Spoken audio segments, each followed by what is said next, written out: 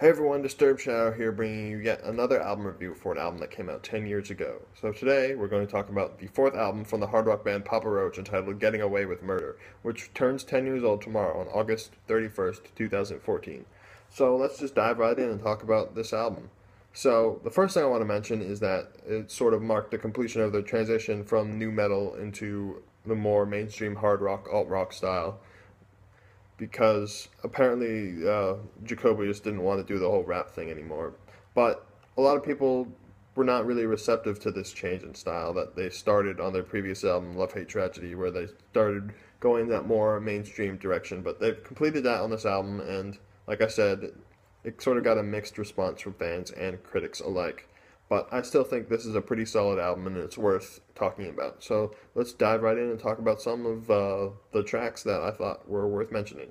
So first, let's talk about the opening track, Blood, which I think is a good way to set up what this album actually is and their new style and all that kind of stuff. It's sort of a typical Papa Roach song where it sort of starts off a little bit slow and then the guitars come in heavy and then there's this little simple riff or something like that that brings you into the music, and then it has that catchy chorus that pulls you in, where they sort of repeat the same few lines over and again. And despite it being kind of repetitive like that, it's catchy and it does a good job of setting up the album. And I think they mix it up enough in the song to keep it interesting, to change the parts that sort of repeat and add little tweaks to them, like adding a little variation on the riff or adding another guitar layer on top of that, or changing the lyrics slightly to make it a little different, which they do towards the end of the song to give it a nice bit of change throughout the song.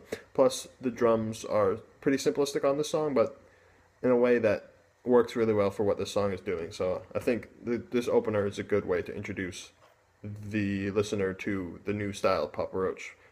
So the next track I want to talk about is the second track, Not Listening, which is one of my personal favorites on the album.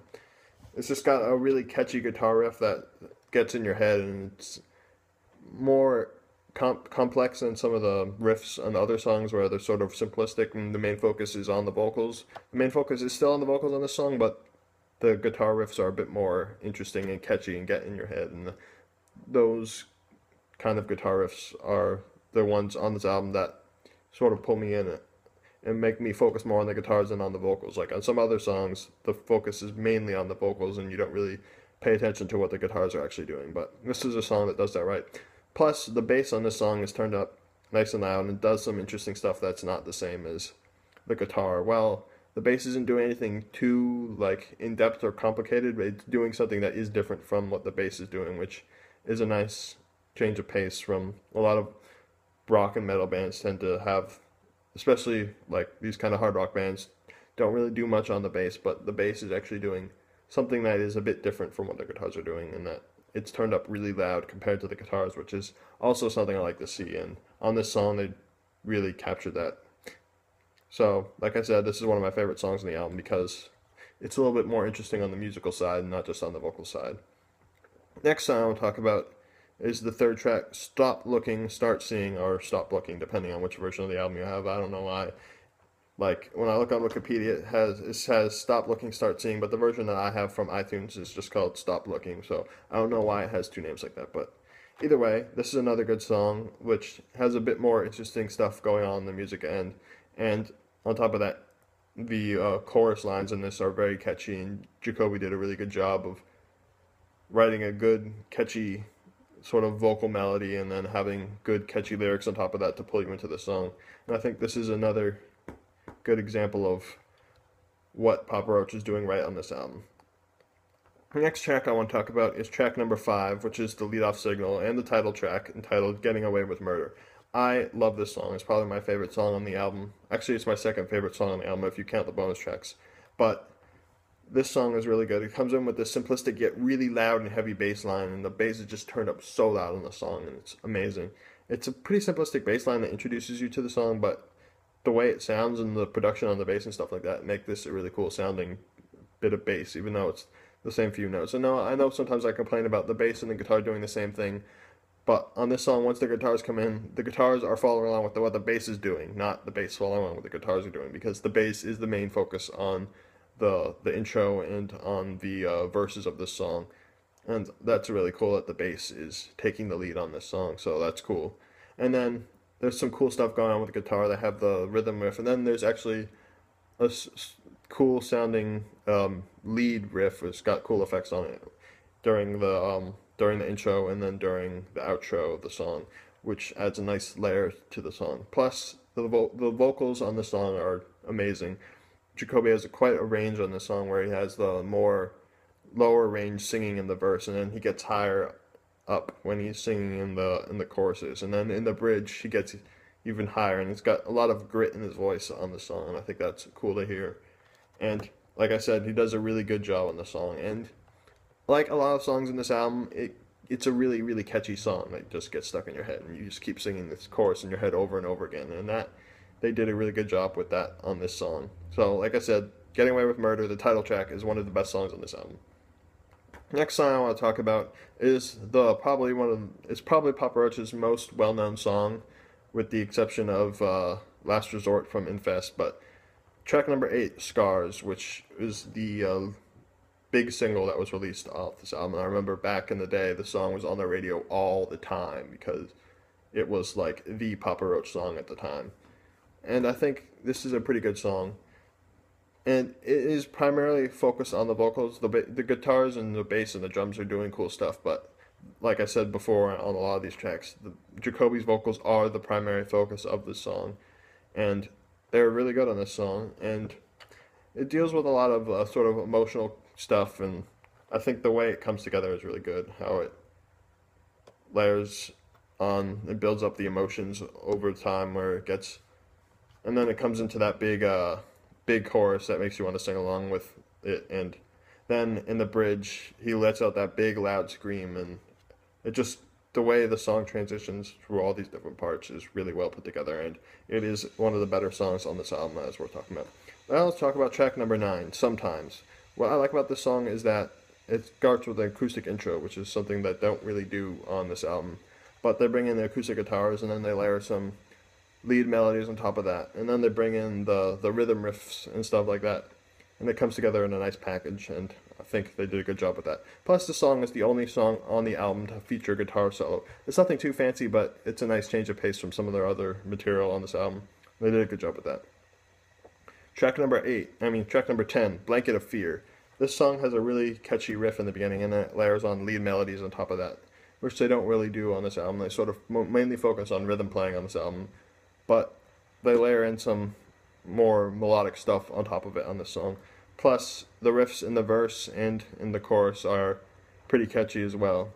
And it's a nice change of pace from the more, personal lyrical content on the earlier songs. It's like a political song, which is something they really don't do as much on this album. They did it a bit on earlier albums, but they have a nice change of pace towards the end of the album where they bring in this, and then track number 11, Tyranny of Normality, which is another political song, and again, this is another one that has a riff that catches your ear more than some of the other songs on the album, where the riffs are a bit more simplistic and not really the primary focus. Last song I'll talk about is track number 12, Do or Die, which has one of the most memorable riffs on the album. And they have variations of it throughout the album. There's like the more melodic part in the chorus, in the verse, and then they have a heavier, more distorted sounding thing going on in the choruses and in the bridge. And then there's a lot of cool bass stuff also happening that mixes it up a bit, because the bass is doing something that is different from the guitars. There's a lot of parts on the album where they do have the bass follow along with the guitar, but here is one of those songs where it does something different, and that's cool. And lastly, I do want to talk about the bonus tracks, because I think they do add a lot to this album, which are the tracks Harder Than a Coffin Nail and Caught Dead, which were added on a later reissue, I believe. I'm not really sure, but these are both really good songs. Harder Than a Coffin Nail has this cool effect on the guitars, plus the bass is also really interesting during the intro to the song, and then again on the outro of the song. So they sort of bookend it with this cool bass happening, and then the riff in the verse is also pretty cool sounding, and it's more melodic than some of the stuff on some of the other stuff. And lastly, track number 14 on the bonus track version, Caught Dead, which is my personal favorite song from this album's recording sessions. It just has a big upbeat part leading up in the verses, and then it has this really powerful chorus that sort of speaks to me a lot. I just like the way the themes being explored on it are really cool. And then at the end of the song, they have a cool part where it slows down and it's just bass and Jacoby singing the chorus like in a lower range, and it's a really cool way. And I think it ends the album better than the actual ending song, Do or Die, which of course did a really good job of closing the album. But I think Caught Dead is a better closer, so that's one reason I prefer the bonus version over the standard version. But that's it for the specific tracks I want to talk about. So now let's jump in and talk about the actual band members and what they're doing. So Jacoby on vocals. He is the primary focus of the music on this album, and he shines on this one. He's got a lot of grit to his voice, but it's also melodic when it needs to be, which is cool. So he's kind of got these big soaring melodies that have a little bit of a gritty feel to them, but they are still melodic, and he does that a lot. And there's a lot of catchy choruses throughout this album that really showcase his voice, such as Not Listening, Stop Looking, Start Seeing, Getting Away with Murder. That one is where his vocals really shine. And then Scars and Do or Die is another stellar vocal performance all the way through. And I think these songs really show off what he can do on vocals. Plus, there's a few spots where he does mix it up and do a more very melodic type thing, like on Sometimes. In the beginning of in the verses, the beginning and in the verses of Sometimes, is the singing is a lot more clean than it is in some of the other songs where it's got that little extra grit to it. But it's cool that he mixes it up a bit. Plus, there are places where he does let out a few screams, like on Blood, Not Listening, and Do or Die, where he shows off that he can still do some screams when necessary. You know, he didn't do it too much in some of the older stuff, but he does still do it from time to time, and that gives it a nice change of pace throughout the songs. Now let's go on and talk about the other musicians. So Jerry on guitar, I think he does a really good job.